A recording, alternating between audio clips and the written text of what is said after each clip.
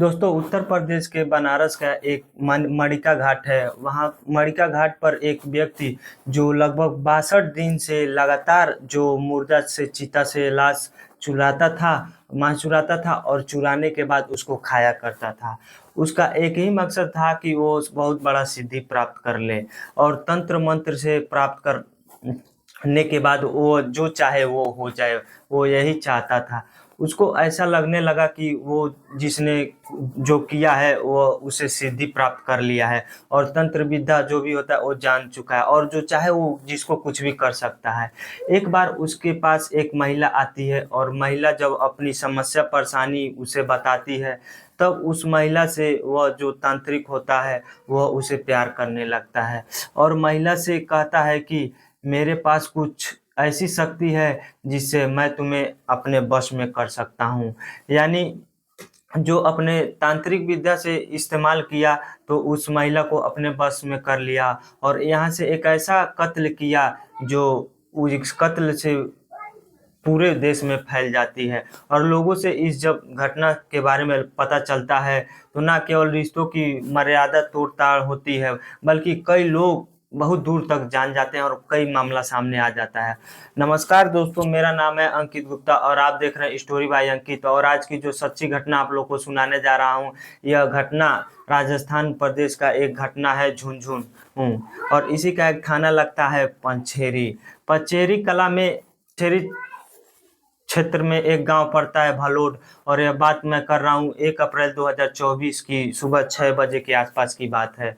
एक बूढ़ी महिला जिसकी उम्र लगभग 68 साल होती है, 68 या 67 साल की होती है और वह उसका नाम भतेरी देवी होता है, जो सुबह 6 बजे के आसपास चाय बनाकर अपने पति जो उनका उम्र 70 साल के आसपास होती है और उनका नाम भनाराम जाट होता है, उनके पास वह चाय लेकर जाती है और कई बार बुलाती है लेकिन वह सुनते नहीं है। वह कई बार आवाज़ लगाते लेकिन वो कुछ भी बोलते नहीं है, लेकिन ये परेशान हो जाती है।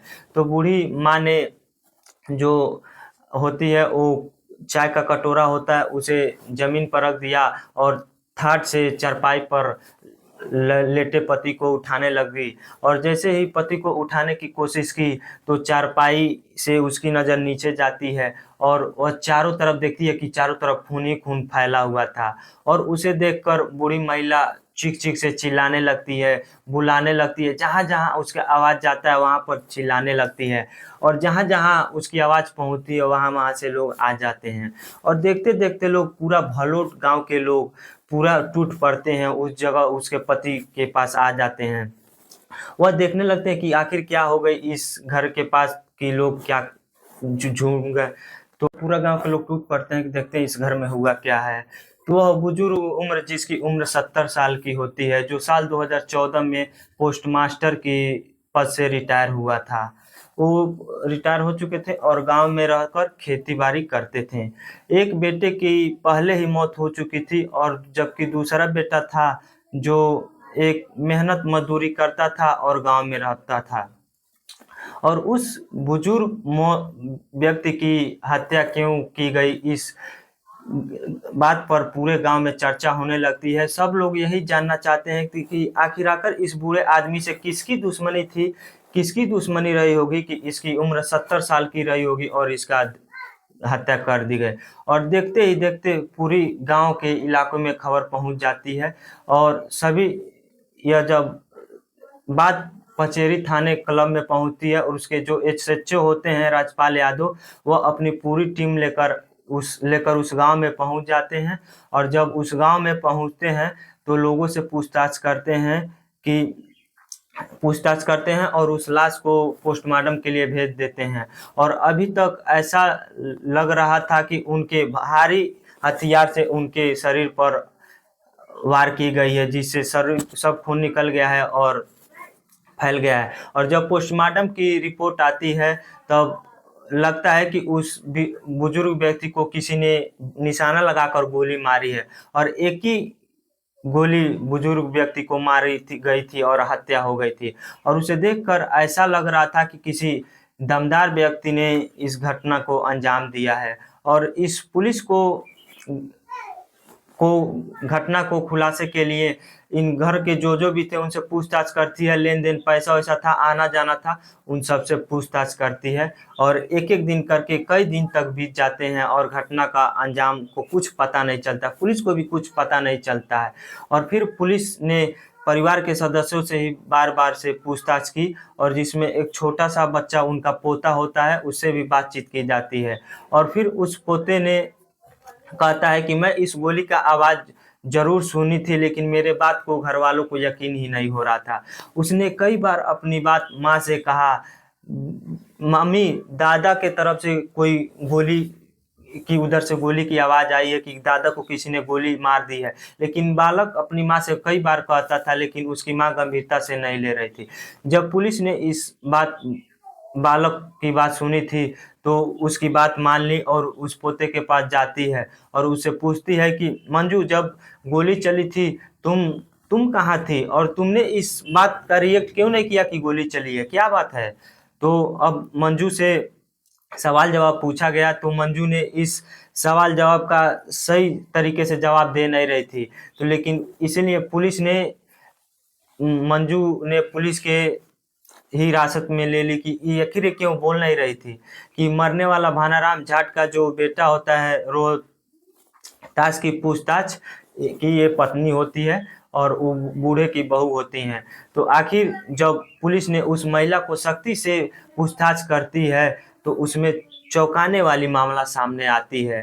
दरअसल साल 1999 में इस महिला, जिसका नाम मंजू होता है, वह अपने ही ससुर से अवैध संबंध बना लेती है और एक घर में रहती है, एक ही घर के अंदर रहती है। और जब वो बूढ़े नौकरी करता था, पोस्ट मास्टर था, तो वो नौकरी करते हुए और घर का काम करते हुए और अपने ही बहू से अवैध संबंध बना लेता है और लगातार ऐसे ही चल रहा था। और यह बात किसी को पता नहीं रहता है, किसी को भनक ही नहीं चल पाता है कि बूढ़े को अपने ही बहू से संबंध चल रहा था। लेकिन जैसे ही वक्त आगे आगे चल रहा था, वह मंजू के साथ अपने ससुर के साथ बात चल रहा था, संबंध चल रहा था, तो उसने अपने जितना भी पोस्टमार्टम का कमाई आता था वो सब अपने बहू को दे देता था और अपनी बहू को कभी भी किसी क्षण बहू को दुख नहीं दिया करता था और वह उससे ज़्यादा खुश रहता था और उसे भी वो खुश करता था। दोनों आपस में बहुत खुश थे और दोनों आपस में परिवार बहुत अच्छे चल रहा था और इसका बात किसी को भनक नहीं चल रहा था।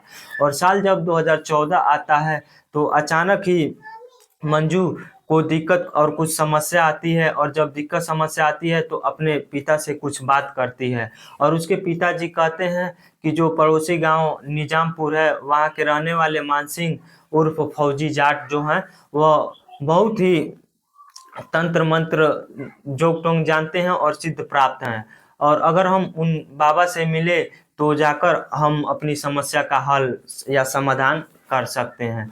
तो अब ये महिला मंजू जो होती है वो उस तांत्रिक सिद्ध के पास जाती है और उससे बातचीत करती है और तांत्रिक इसे देखते ही इसे मन में वो प्यार जग जाता है और वह समस्या का समाधान करने के अलावा मेरे पास कहता है कि मेरे पास एक ऐसी तंत्र मंत्र विद्या है जिससे वह उसका यूज प्रयोग करके वो किसी को अपने बस में कर सकता है। और यह बात सुनकर महिला ने कहती है कि क्या तुम भी मुझे अपने बस में कर सकते हो। तो वह कहता है कि हाँ, मुझे तुम्हें अपने बस में करना कोई बड़ी बात नहीं है। तुम जानती हो कि मैं जो बनारस के घाट पर मणिकर्णिका घाट है वहीं पर मैं रहा हूँ। वहाँ पे मैं चिताओं से जितनी मांस होता है उस मांस निकाल कर खाया हूँ और वहीं से मैं सिद्धि प्राप्त किया हूँ, जोगटोंग प्राप्त किया हूँ। तुम्हें इस बात का अभी मालूम नहीं है। और जैसे ही इस महिला ने इस बात सुनी तो उसे बहुत बड़ा आश्चर्य होने लगा और वह आश्चर्य के साथ साथ कहीं ना कहीं उस फौजी जाट यानी जो तांत्रिक थी उस पर झूमने लगती है, उसको मानने लगती है। और वह साल 2014 में इतना करीब आ जाते हैं कि दोनों आपस में दोस्ती कब इतना प्यार में बदल जाता है किसी को पता ही नहीं चलता है। और इस महिला ने हरियाणा के ही एक जगह लगती है वहीं पर उसके साथ रहने की व्यवस्था कर ली और साथ साथ रहने लगे। और अब वह इलाज के बहाने या किसी काम के बहाने उसके घर जाती थी और 3-3 4-4 दिन उसके साथ रहती थी और वह तांत्रिक भी अब उसके घर आने लगा और बातचीत करने लगा, बोलचाल होने लगा। और अब उस तांत्रिक विद्या का उपयोग करके इसके घर आने जाने लगा और दोनों की नजदीकियां बढ़ने लगा। और अब ससुर जो पोस्टमास्टर थे उनको पता चल जाता है और ससुर इन दोनों को कुछ ऐसी हालत में देख लेता है जो उसका विरोध, बुराइयां करने लगता है। और बहू ने तमाम अस्वीकार कर दिया कि इनका आना जाना रहता है और ये नहीं रुकने वाला है। लेकिन जैसे ही मान सिंह का नंबर उसके साथ बातचीत करने लगा और ससुर का बातचीत नंबर कम होने लगा तो ससुर को गुस्सा होने लगता है। और ससुर को जब नहीं मिल रहा था उससे बातचीत करना तो उससे गुस्सा होने लगता है और वो पैसे देना बंद करने लगता है। और वो कहता अब मैं तुम्हें कोई भी हेल्प नहीं करूंगा, और जो इतना मैं पैसा तुम्हें खर्च करता था अब एक भी रुपया खर्च नहीं करूंगा। और ससुर ने जब यह बात कही तो मंजू को गुस्सा आने लगा और मंजू गुस्सा आ गई। और मंजू इस बात को सुनकर जाटराम उर्फ फौजी को अपने पास बुलाने लगी और उसे कहने लगी कि कुछ रास्ता निकालो इसको खत्म करने के लिए। और उस रास्ता में उसको खत्म करने के लिए, कत्ल करने के लिए एक प्लान बनाने लगे। और वो उसके ससुर थे जो 70 साल की उम्र थे। तभी यह एक व्यक्ति होता है जिसका जो तांत्रिक होता है, वो तांत्रिक उसके जो बगल में बगीचा होता है, उसके इसी जगह होता है, वहां पर चला जाता है और अपने बिहार जाता है और बिहार में अपने एक दोस्त से मुलाकात करता है। और उसके दोस्त का नाम होता है जितेंद्र उर्फ विजेंद्र होता है। और उससे बातचीत करने के बाद उससे कहता है कि मुझे एक व्यक्ति है जिसकी उम्र 70 साल है, वो एकदम बूढ़ा है और उसका मर्डर यानी कत्ल, हत्या करना है। तो ऐसा कराना है कि किसी को पता भी न चले और काम तमाम भी हो जाए। तो वह कहते हैं कि ठीक है, काम हो जाएगा तुम्हारा, और मैं 2 शूटरों का गोली चलाने वाले को इंतजाम करता हूँ। एक शूटर का नाम अमित होता है और दूसरे का नाम छोटू होता है। अब वो उन्हें फोन पर लोकेशन भेजती है और फोन पर लोकेशन भेजने के बाद पता चलता है कि मंजू ने ही उन दोनों शूटरों को लोकेशन भेजती है। और लोकेशन भेजने के बाद 21 मार्च 2024 को उसके घर पहुंच जाते हैं और उन्हें कुछ जगह पर बताई जाती है और उन्हें बताया जाता है कि ससुर यहीं पर सोए होते हैं और ससुर ने रात को अच्छे से खाना खाया था और कोई दिक्कत, कोई परेशानी नहीं थी।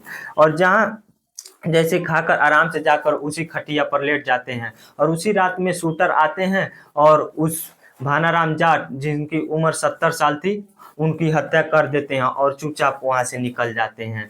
और बेटा बार बार अपनी मम्मी से कहता है कि माँ शायद गोली की आवाज़ चली है, लेकिन गोली अपने घर के अंदर ही चली है, कुछ ना कुछ बात है। लेकिन माँ ने उसकी बात को इनकार कर देती है और गंभीरता से नहीं लेती है। और अगर काश उसकी बात गंभीरता से ले लेती थी तो उसकी केस का पता चल जाता। लेकिन जब जानते हैं कि जब कोई भी कत्ल कर दिया जाता है किसी को, वो चाहती हैं कि जल्दी से क्राइम को पता मत चल, लेकिन पता तो आगे चल ही जाता है। तो जब सब काम हो गया तो जब वो तांत्रिक विद्या प्राप्त करने वाला होता है तो वह चाहती है कि वो इसे तंत्र मंत्र करवाकर इसे खत्म कर देगा और वो कभी पकड़ाएगी नहीं, मंजू पकड़ाएगी नहीं। लेकिन वो भी तांत्रिक भी पकड़ा गया और उसी के साथ जितेंद्र उर्फ विजेंद्र होता है जो शूटरों का इंतजाम किया था, वो भी पकड़ा गया और बहू मंजू भी पकड़ा गई। और इस केस का खुलासा भी हो गया और इस केस से यह पता चला कि 10 साल से वह तांत्रिक उसके मंजू से मिलता जुलता था और अवैध संबंध बनाती थी। और 25 साल उसके जो ससुर थे उससे अभी अवैध संबंध चलता था। और अवैध संबंध के विरोध के चलते ही उनके बूढ़े ससुर की हत्या करवाई मंजू ने।